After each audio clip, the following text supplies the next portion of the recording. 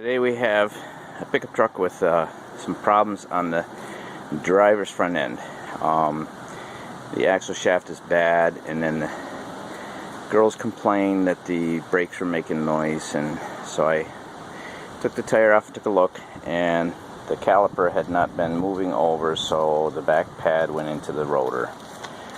I have another caliper with pads, a rotor, and then we have to replace the knuckle because it's cheaper to replace the knuckle than to repair the thread, because when I pulled the bolt out, the threads came out with it.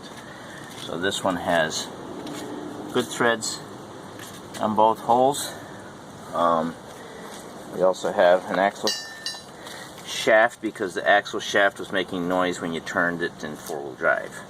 We have some other persuasion bars and grease gun, and this is the no pickle fork method of removing ball joints so that you don't ruin the rubber cup. My creeper, and I also have my dog Wilder. Wilder likes to help me out. He likes to, what's that?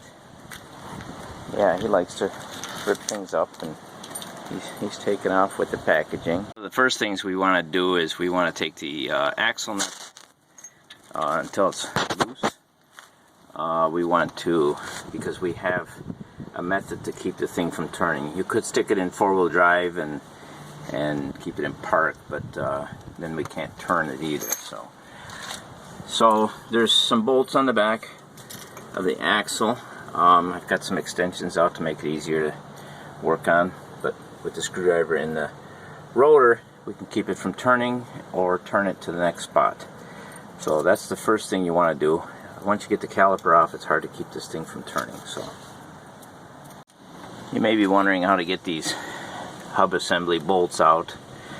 On this particular vehicle, it's a 15 millimeter, but after you've cracked your socket and you can't get it off, you've used the torch and everything else, what I do is I go next size smaller, 9/16 impact, and a breaker bar, and my handy little piece of pipe. I stick that on my breaker bar.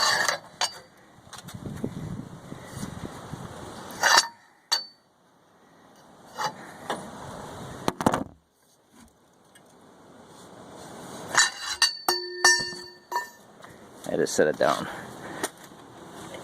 See that? It came loose. Now always make sure you get your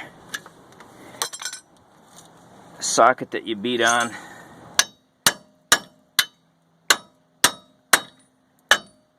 back off.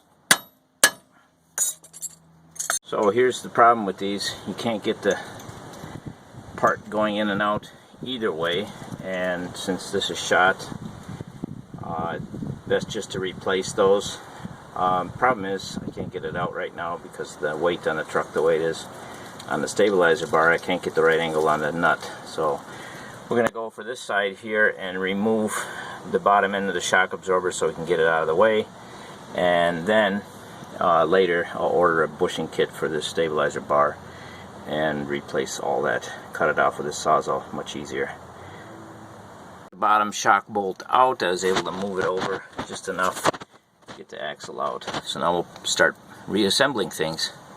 Make sure you use a torque wrench on the axle nut, because if you tighten it too tight, hoping that you don't have one falling off when you're going down the highway, you may ruin the hub assembly. So it turns out I had a spare stabilizer link kit, so we put that in. We got the new axle. Bolts on the inside are tight. This is torqued to spec. Spare caliper, pads that went with the beautiful surface rust rotor. The joints are all in place with their cotter pins, and this one here has a locking nut. So everything's back together. Now we put the tire back on and take it for a drive.